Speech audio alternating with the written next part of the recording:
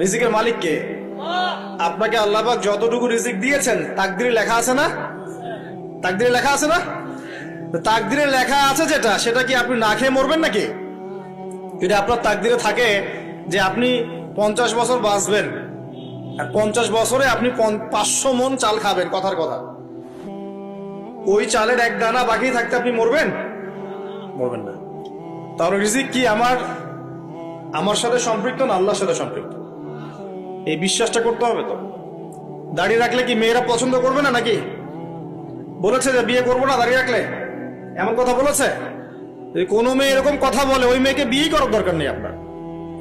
যদি কোনো মেয়ে আপনাকে বলে যে দাড়ি রাখলে ভালো লাগে না, শেভ করতে হবে, না হলে বিয়ে হবে না, বিয়ে করব না, ওই মেয়েকে বিয়ে না করাই উচিত আপনার। ওর তো মানে আপনাকে বিয়ে করার যোগ্যতাই হয়নি, ওর তো যোগ্যতাই হয়নি আপনাকে বিয়ে করার। সে তো দাড়ি নিয়ে প্রশ্ন তুলছে।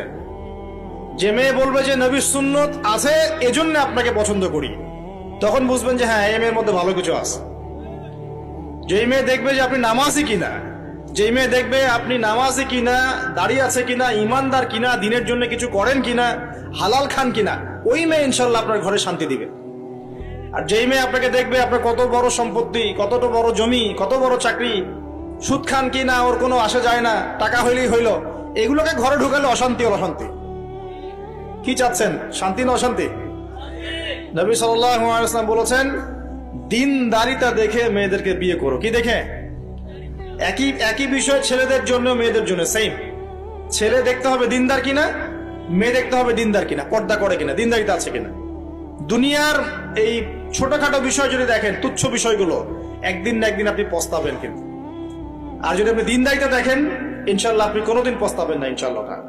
আল্লাহ পাক তৌফিক দান করেন। আমি এটা একটা বড় সিদ্ধান্ত জীবনের। এই সিদ্ধান্তে যদি ভুল করে ফেলেন, সারা জীবন পস্তাতে হবে। অতএব এখানে বেশি আবেগে, ফ্যান্টাসিতে ভুগবেন না।